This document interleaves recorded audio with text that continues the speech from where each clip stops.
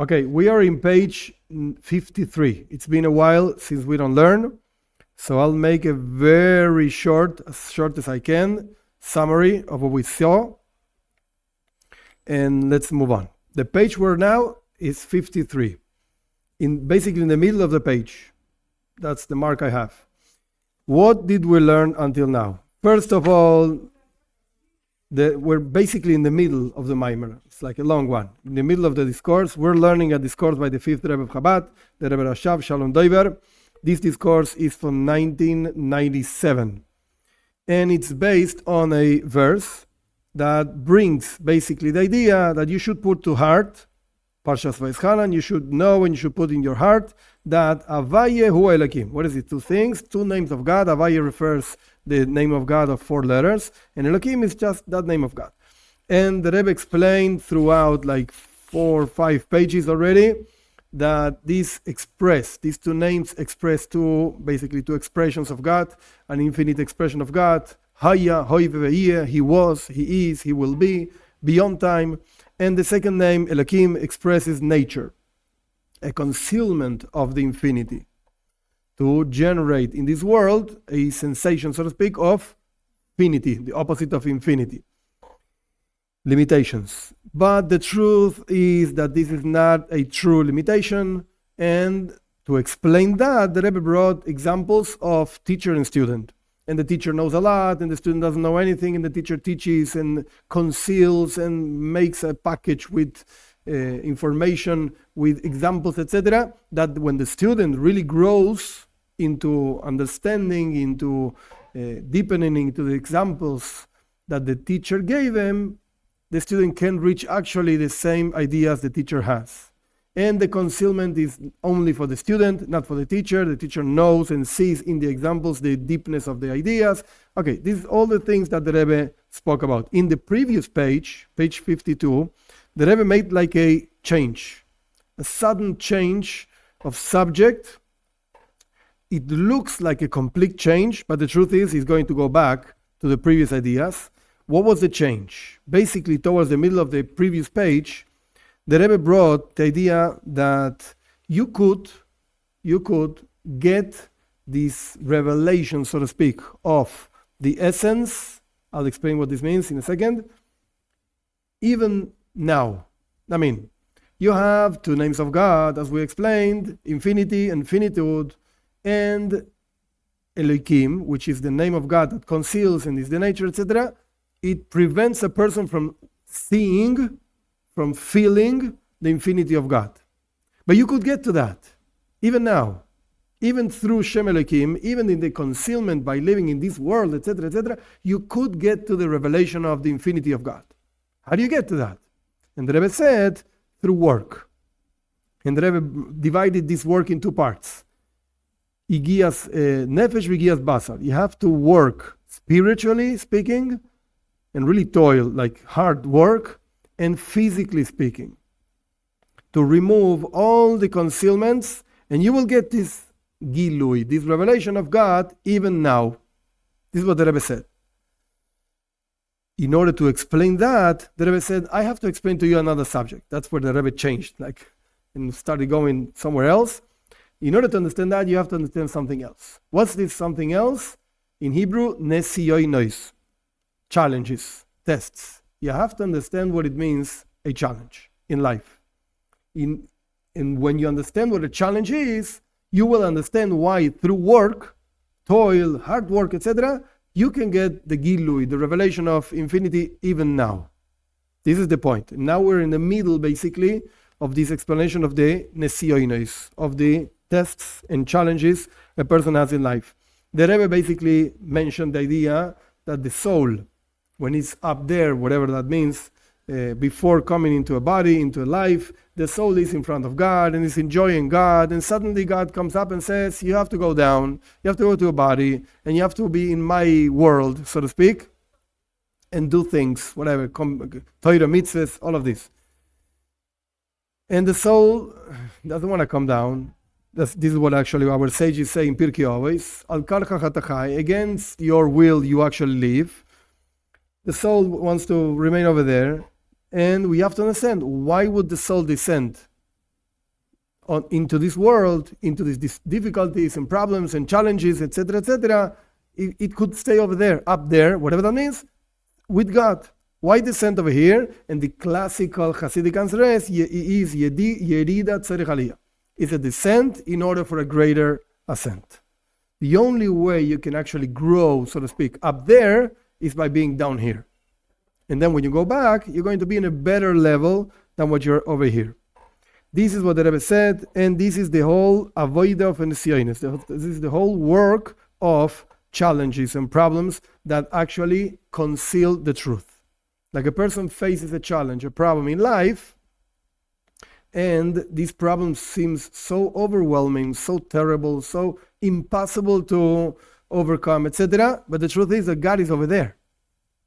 It's not a true concealment of godliness. God is over there. He is creating this challenge for you. What do you mean for me? Yeah, for you to overcome it. And He gave you the strength to overcome it and everything, but you have to do the avoida. You have to actually work and toil to overcome this challenge. Okay, this is basically what we learned. And the last thing, just to connect, the Rebbe mentioned the idea of the story of Avraham Avinu, our forefather Avraham, that he was thrown into a fiery furnace. He didn't get burned. And we see over here something beyond nature. A regular body, you put fire and it burns. That's it.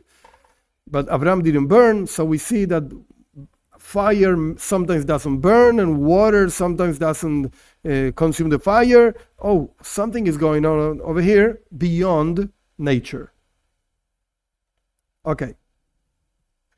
We're going to start, the line starts ha'esh. I'm just going to two lines back.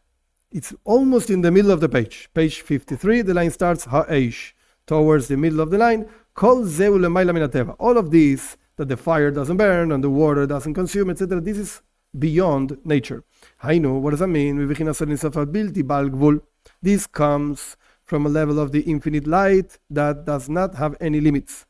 She'ein sham agbalas hateva klal. Over there, in this level of godliness, there's no limitation of nature at all. Because it's completely unlimited. However, the world, the way the world functions, the regular world, you open your eyes and you see the world around you, it functions according to the limitations of the name Elohim. Even though this the Rebbe explained so many times already throughout the rest of the discourse, even though Shemavaye, the name of God of 4 letters, that's the one that creates the because any creation is through a revelation of the power, the strength of that, the one that is acting. As it's written, God is the king, as we explained already very, very longly. So the creation comes from Shem Havaye, Mikol Makom. However, it's the light of infinity, the way it shines through this name, which is called Elohim. In a way of concealment, in order to come into a limited world. Okay, so God creates from infinity, and this infinity shines, so to speak, through the Shem Elohim, and that creates this finite world. And that's actually the limitations of nature, the definitions of nature. What are the definitions of nature? That the water actually consumes and the fire burns. Now, when Abraham was thrown into this fiery furnace, he did not think that God would actually behave with him beyond nature. He wasn't thinking about that. He was thinking about, okay, I have to burn, I will burn, no problem. Abraham was thinking, okay, God is going to deal with me with nature, within nature, and the fire is going to burn. However, Abraham, he stood up in this test, in this challenge. Not what was the challenge? Not to be separated from godliness. Even though he had terrible problems, like Nimrod and all his friends, they wanted to burn him. Like, it was so easy. Just say there's no God, forget it. Or there are 200 gods. That's it. You wouldn't burn. No problem. He was not on that level. Not at all. You want me to burn? I'll burn. But there's only one God. These concealments and problems that Abraham had, they are from the world itself. Like Nimrod wasn't some kind of angel or weird thing. No, he was a human being that wanted to burn Abraham. Mikol Makem, even so, he did not move, not even a little bit. Kol sheken chas v'shalom. He didn't move at all. God forbid. And he stood up against anything that prevented him. And against all the concealments. And he went to get burned in this fiery furnace. But I'm not going to be separated from godliness at all. Not at all. And a miracle happened, and he was saved. So his attitude was, I'll burn. If I have to burn for God, I'll burn. And he was saved. That means,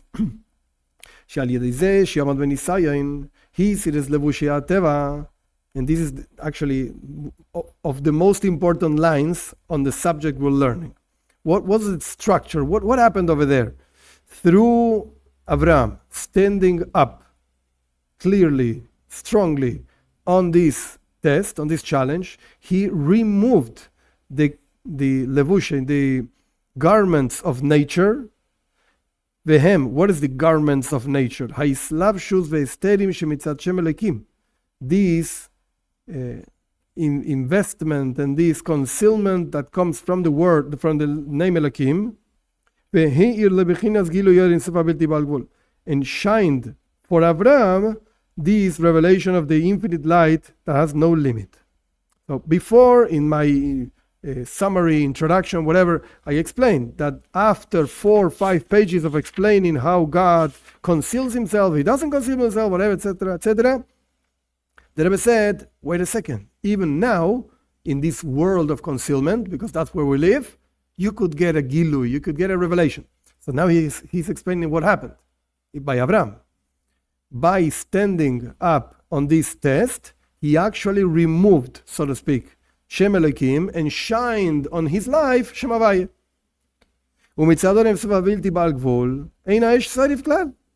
And from the perspective of this infinite light, the fire doesn't burn. Because Abraham was beyond any limits. And as we explained before, the fact that the fire burns, that's only a limitation of nature. But if you look at it from the point of view of the infinite light, fire doesn't burn. There are no definitions. There's no fire, like fire and water. Oh, fire burns, water. No.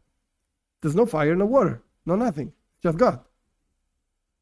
This is what it says. In Hebrew you say, Baruch Shikivanti. So good that I was in the proper direction. There's no Geder Agbala Klal.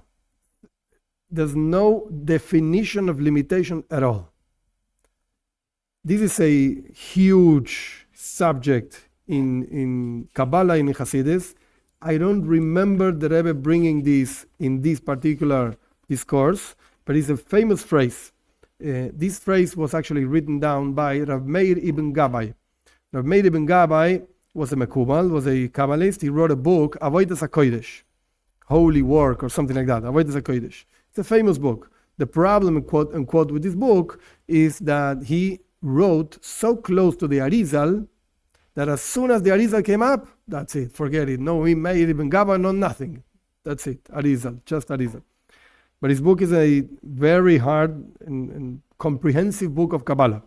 explaining and explaining. Okay, he wrote one phrase within this book that is famously brought down in Hasidus. The phrase is, just as God has power on the infinity, he has power on finitude also. Because if you're going to say that God is only infinite, so you're actually cutting him down. He's not finite. If you're going to say God is finite and he's not infinite, so you're cutting him down. God is both. Oh, you're going to say it doesn't make sense. Okay, welcome to God. It doesn't have to make sense to us, which is an interesting thing in itself, because Hasidus, particularly speaking, Hasidus Chabad, doesn't like this last thing that I just said. Doesn't have to make sense. No, everything has to make sense. But there's a point where you reach and you say, I'm sorry. Nothing more to say. God is infinite and he's not infinite. Both at the same time. Because he's God. Okay, but the point is, what I want to say is, when you just look at things, what the Rebbe is saying over here, when you look at things from the perspective of God, so to speak, of infinity, there are no definitions of a finite world or of a problem, so to speak. There are no definitions of problems at all, because infinity has no problem with the physical world. There's no such a thing as physical world. Forget it. There's nothing. There's no fire. There's no water. Nothing burn. What do you mean burn? It's not going to burn. This fact that Avram, he actually reached this revelation of the infinite light, how did he do that? This is because he stood up on the test. He passed this challenge. The lulei zois areya anaga ba'olam al yidei gilu shem havaye sheba al yidei shem elokim shu bechinas hara chitzen levad mishem havaye kanal. Because if it's not the case, he would not pass the test, then the world conducts itself through the name Havaye, 4 letters, through the name Elokim, Havaye shining through the name Elokim, which is only a chitzonius, an external reflection, and forget it, fire burns. And if you're thrown on the fire, you're going to burn. I'm so sorry. That's the rule of this world. And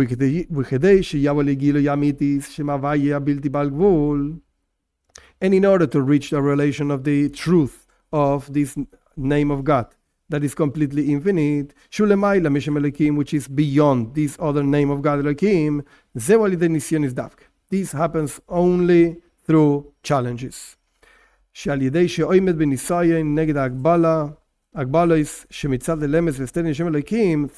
the fact that a person stands up and passes a test, a challenge, against the limitations that and the concealments, of Shem Elokim,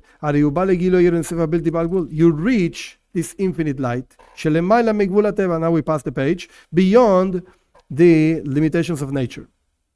We explained before already, we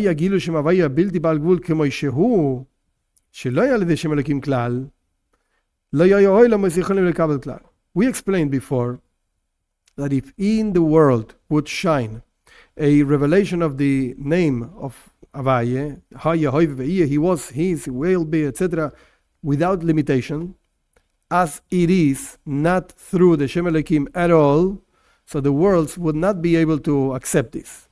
This would be like the teacher just teaching such deep things that the student doesn't understand a word, nothing. Too much information, too deep, etc. That means in a structural way, so to speak, in creation, the creation would not be created as we know it, an existence with limitations, with definitions. No, it would be everything infinite. First, there has to be an investment of this Shem Havaye in Shem Elokim, this name of God in the other name of God. That means a revelation only of an external reflection of the Shem Havaye, as we explained before.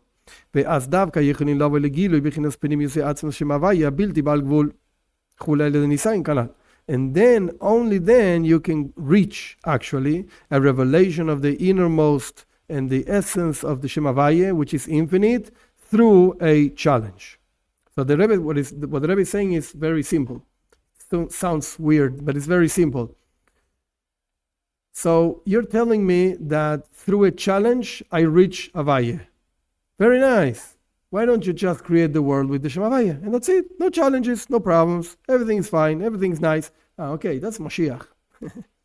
But in order to reach Mashiach, first you have to go through the challenges. Because then you're going to really appreciate it, really get it. The world would not be what we know, the way we know it, if it would not be created the way it is created. Shem Havaya, through Shem Elokim, and so on. And you should know that you can also reach within the world a higher form of state, whatever, but you have to go through challenges. וכמו שהוא בניסיון אברהם אבינו, שעל ידי שעמד בניסיון בא לגילו יונסף הבלתי בעל גבול וכולי כנ"ל, and just as it was in the story of Abraham, our forefather, that through the fact that he stood up in this challenge, he reached a revelation of the infinite light, etc. כמו כן ולפי ערך בכל ניסיון וניסיון שאדם עומד נגד לבושי הטבע ונגס העולם. The same thing happens, of course, in a different level, because we are not Avraham Avinu, in any challenge that a person stands in front of the garments of nature and the way nature functions. We all have challenges of any kind, health and money and children, whatever challenge it is, doesn't really matter. All these challenges are concealments that prevent and make it difficult for a person to dedicate to Torah and Avodah. Like if a person is in a hospital, he wanted to learn Talmud over there. He can't open the eyes. So it's a challenge, it's a problem. And the person stands against any concealment, any prevention, whatever problem. He does not want to be separated from godliness at all.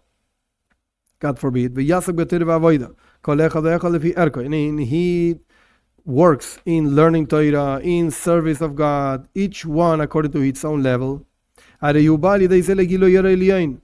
Then you're going to reach a higher light, something that goes beyond nature.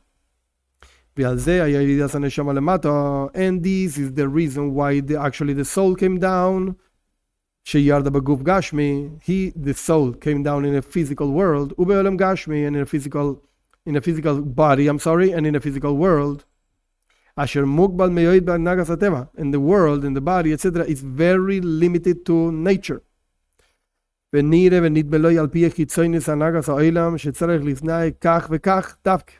the person, it seems to the person that according to whatever the person sees in the world, that you have to conduct yourself also in that way. Like if the merchants around the corner, they lie and they steal and they make a lot of money.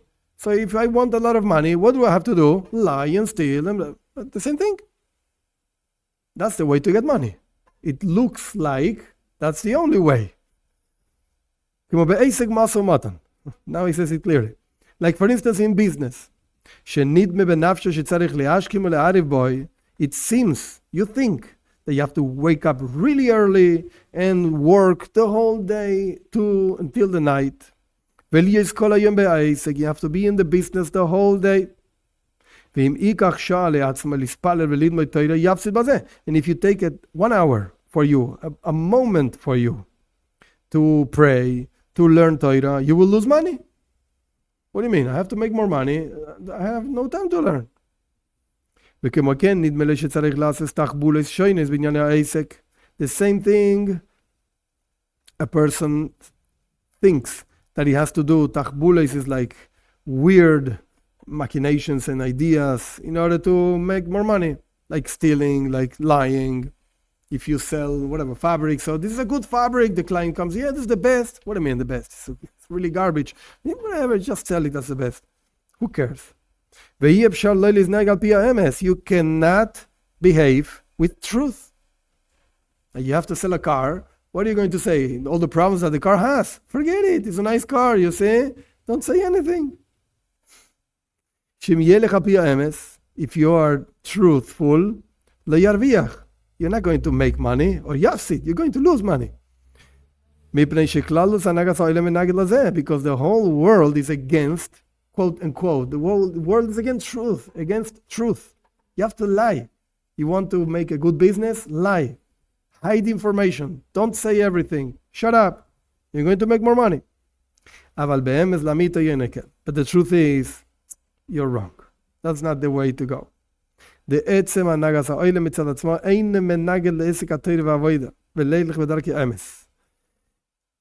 essence of the conduction of the world by itself is not against Torah, learning Torah, or avoida, or working, whatever, and going in the path of truth. No, you got it wrong. After 5 pages of explaining how Havaya and Elohim actually work together, you can't come and say, I have to lie to make money. What do you mean? You don't have to lie.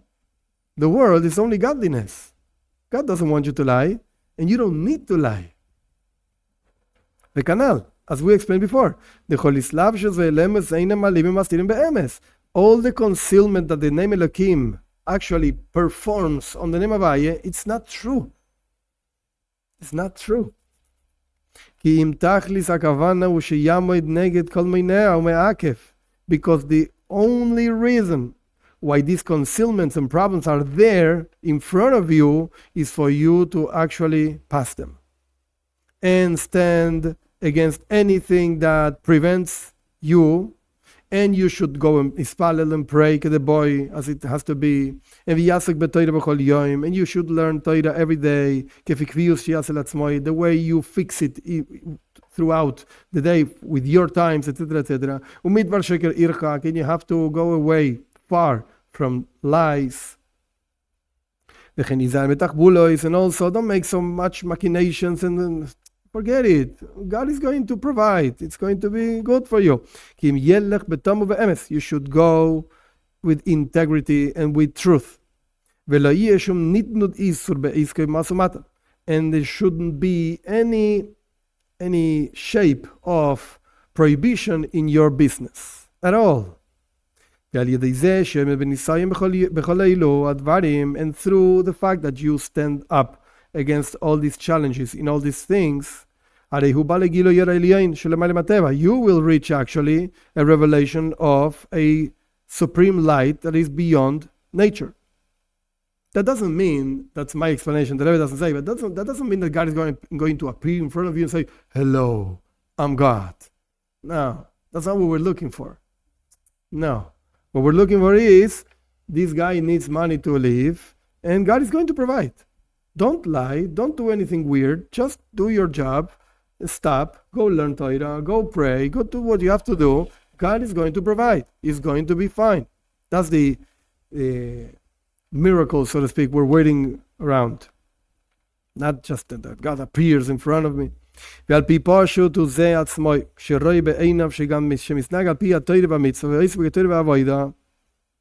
And this is something so simple that the fact itself that you see with your own eyes, that even when you conduct yourself according to Torah, and according to mitzvahs, so you don't lie, etc., and you learn Torah, and you do avoida, you work in yourself, and you pray, etc. This is not what the people actually do to make money. However, you're not losing anything, God forbid. You're not losing anything. And not just that you see that you don't lose, really, it says be'emes, really shines on you, and you can feel it in your soul, a revelation of a supreme light. And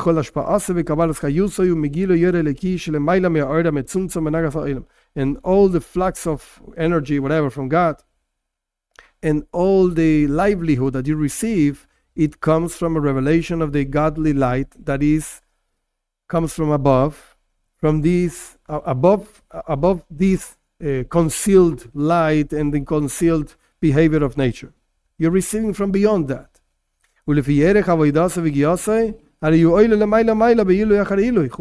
And according to the level of your work towards God and your effort for God, you continuously grow and grow and grow. This is the whole idea of tests. This idea that is written down in Torah, that God is testing you. The whole objective of those tests is